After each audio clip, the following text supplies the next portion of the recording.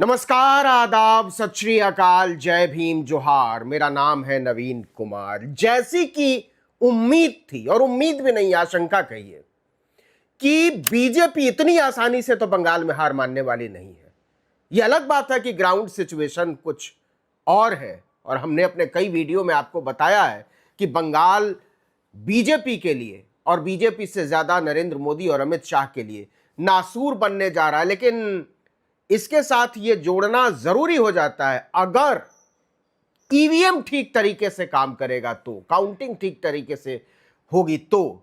और वो समझ में आ गया, क्योंकि इधर वोटिंग हुई और उधर से एक नोटिफिकेशन आ गया कि जो काउंटिंग सुपरवाइजर होंगे वो सारे के सारे जो हैं वो सेंट्रल गवर्नमेंट के होंगे या सेंट्रल पीएसयूज के होंगे। छोटे कर्मचारी हो सकते हैं, काउंटिंग एजेंट हो सकते हैं, पोलिंग बूथ के लोग हो सकते हैं, या प्रतिनिधि हो सकते हैं उम्मीदवारों के। लेकिन जो सुपरवाइजर जो तय करता है कि किस दौर की काउंटिंग कब शुरू होगी, कब काउंटिंग रोक दी जाएगी, कब चाय की छुट्टी होगी, कब पोस्टल बैलेट गिना जाएगा, कब कौन से बूथ का वोट खुलेगा, ये जो तय करता है वो चुनाव आयोग के जरिए सेंट्रल गवर्नमेंट और सेंट्रल पीएसयू के लोग काम करेंगे। कोर्ट पहुंच गई टीएमसी, कल्याण बनर्जी ने इसकी पैरवी की जाकर हाई कोर्ट में। जस्टिस राव ने इसकी सुनवाई की और कहा इसमें तो कुछ भी अजीब नहीं है, ये तो अधिकार है चुनाव आयोग का। और ऊपर से ये कहा कि 13 तारीख को यह नोटिफिकेशन आया था, 13 अप्रैल को, तो आप अभी तक कहां थे। मतलब चढ़ते चुनाव में वोटिंग के दिन तक, दोनों काउंटिंग फेज की वोटिंग के दिन तक नहीं पहुंचे, आप 10 दिन बाद क्यों आए हैं, ये जज साहब कह रहे हैं। और कह रहे हैं कि इस पर रोक नहीं लगाई जा सकती। चुनाव आयोग की तरफ से पैरवी करने वाले वकील ने यह कहा कि यह व्यवस्था को डिरेल करने की कोशिश है। लेकिन मासूमियत देखिए कि किसी भी तरीके से चुनाव आयोग यह मानने को तैयार नहीं है कि बीजेपी को लेकर जो उसने फील्डिंग सजाई थी वो पूरी की पूरी नाकाम हो चुकी है। Central government, central paramilitary forces लगा दी गई, ईडी को छोड़ दिया गया, एनआईए को छोड़ दिया गया। आप कल्पना करके देखिए कि एनआईए इस बात की जांच कर रहा है पश्चिम बंगाल में कि किसी ने किसी को थप्पड़ क्यों मारा। ये जांच एनआईए से पूछिए कि क्या हुआ था पठानकोट में, एनआईए के पास कोई जवाब नहीं है। एनआईए से पूछिए पहलगाम में क्या हुआ था, कोई जवाब नहीं है। तो और वो लप्पड़ झप्पड़ थप्पड़ की जांच कर रहा है। ये वीडियो आप सब लोगों ने खूब देखा होगा कि किस तरीके से पैरामिलिट्री फोर्सेस के लोग वोटर्स को दौड़ा रहे हैं, पीट रहे हैं, किस तरीके से उत्तर प्रदेश से गया हुआ एक बदनाम पुलिस कमिश्नर धमका रहा है जहांगीर खान, जो कि उम्मीदवार थे फाल्टा से, उनके घर पे चढ़ा, चौखट पे चढ़ के महिलाओं ने कंप्लेन की कि बदसलूकी की है इस आदमी ने, एफआईआर दर्ज हो गई है।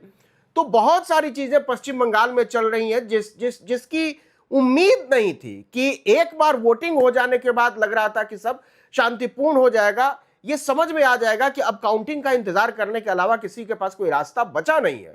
लेकिन जिस तरीके से रात को पोस्टल बैलेट की गिनती का वीडियो सामने आया, उसने दहला कर रख दिया। ममता बनर्जी मुख्यमंत्री भागी भागी पहुंची कि ये क्या हो रहा है, ये आधी रात को कैसे पोस्टल बैलेट गिना, किसने ऑर्डर दिया। एक भी आदमी अभी इस मामले में सस्पेंड नहीं हुआ है, कुछ नहीं, कोई बड़ा आदमी इसके लिए जिम्मेदार नहीं ठहराया गया है। तो कहने का मतलब यह है कि पश्चिम बंगाल में जो चल रहा है वो बहुत ही संदिग्ध है, उसको विश्वसनीय नहीं माना जा सकता है। और किसी न किसी तरीके से ये चुनाव की पवित्रता को भंग करने की कोशिश है। एक डेमोक्रेसी में, एक लोकतंत्र में चुनाव से पवित्र चीज कुछ होती नहीं। अगर आप पवित्रता के सिद्धांत में यकीन करते हैं तो शुद्धिकरण, मतदाताओं के शुद्धिकरण के नाम पर चुनाव आयोग ने जो तमाशा किया, जिसको एसआईआर कहते हैं, इसको मैं बिना सिर पैर का सर कहता हूं। एसआईआर मतलब सर, ये बिना सर पैर का सर है।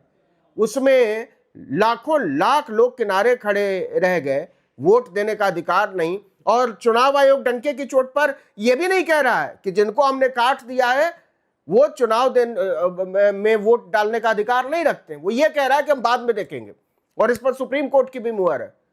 18 अपीलेट ट्रिब्यूनल बना दिए, कुछ नहीं हुआ उसका। 139 लोगों का केवल फाइनल किया पहले फेज के इलेक्शन तक। ये हालत है, स्टेट ऑफ डेमोक्रेसी जो है भारत में वो ये है। लेकिन ये कहना कि जितने सुपरवाइजर होंगे काउंटिंग के दिन वो केवल और केवल सेंट्रल गवर्नमेंट के एम्प्लॉय होंगे या सेंट्रल पीएसयूज के एम्प्लॉय होंगे, ये कोई बहुत अच्छी बात नहीं है। ये एक तरीके से ये कहना है कि जो राज्य सरकार के कर्मचारी हैं वो बेईमान हैं और उन पर भरोसा नहीं है। तो अगर भाजपा शासित राज्य के कर्मचारी ईमानदार हैं तो टीएमसी शासित राज्य के कर्मचारी बेईमान कैसे हो सकते हैं, या डीएमके शासित राज्य के कर्मचारी बेईमान कैसे हो सकते हैं, सीपीएम शासित राज्य के कर्मचारी बेईमान कैसे हो सकते हैं, आप शासित राज्य के कर्मचारी बेईमान कैसे हो सकते हैं। केवल सेंट्रल गवर्नमेंट और सेंट्रल पीएसयूज के एम्प्लॉइज ईमानदार होंगे, उन पर वो भरोसा किया जा सकता है वोटों की गिनती के दिन सुपरविजन के लिए, और बाकी हम किसी पर भरोसा नहीं करेंगे। यह अपमानजनक भी है और यह कर्मचारियों के लिए अपमानजनक है, उनके मोराल को तोड़ने वाला है। इस पर ठीक है कि यह चुनाव आयोग का अधिकार है कि वो किसको तैनात करेगा और किसको नहीं तैनात करेगा, लेकिन यह अधिकार के साथ जो है, इस अधिकार के साथ ये नत्थी है कि आप चुनाव प्रक्रिया की विश्वसनीयता को अक्षुण्ण रखेंगे, उसमें जनता का भी विश्वास बना रहे, उसमें अपोजिशन का भी विश्वास बना रहे, उसमें नागरिक संगठनों का भी विश्वास बना रहे। यह बहुत जरूरी है और इसमें छेड़छाड़ करके आप चुनावी प्रक्रिया को संदिग्ध बना देते हैं। तृणमूल कांग्रेस यही कह रही है कि अगर रात को आपने पोस्टल बैलेट खोल दिया है तो आपकी नीयत हमारी समझ में आ रही है। क्यों नहीं इस मामले में अभी तक जिम्मेदार लोगों को जेल में डाला गया, क्यों नहीं एफआईआर दर्ज की गई, क्यों नहीं कार्रवाई इस पर। तो जाहिर सी बात है, कोर्ट में एक सेइंग चलती है, कम विद क्लीन हैंड, कि आप साफ नीयत के साथ आइए। तो नीयत में संदेह नजर आ रहा है चुनाव आयोग के, और लगता है कि ये आखिरी दांव है जो भारतीय जनता पार्टी के पक्ष में चुनाव आयोग की तरफ से कोई कोशिश की जा रही होगी तृणमूल कांग्रेस के मुताबिक। लेकिन क्या सचमुच में ये सब कर देने से ममता बनर्जी को जो वोट मिले हैं उन पर कोई बहुत बड़ा असर पड़ेगा तो किस हद तक पड़ेगा, ये सोचने समझने वाली बात है। हमारी भी नजर होगी, हम इसको लेकर बहुत संजीदगी के साथ और बड़ी हिम्मत करके कुछ चीजें आपको बताने की कोशिश कर रहे हैं।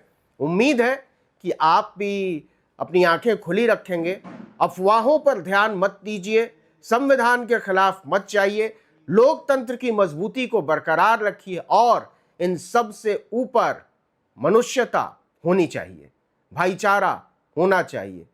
लोकतंत्र, संविधान और न्याय में हमारा यकीन न डिगा है न डिगेगा। इस वीडियो में इतना ही, लेकिन अगर आपने आर्टिकल 19 इंडिया को अब तक सब्सक्राइब नहीं किया तो फौरन कीजिए, बेल आइकॉन दबाइए, घंटी जैसी आकृति लाइक कीजिए और कमेंट करके बताइए हमारा वीडियो आपको कैसा लगा। हमारा ट्विटर हैंडल है article19_India और मेरा ट्विटर हैंडल है नवीन जर्नलिस्ट। नमस्कार।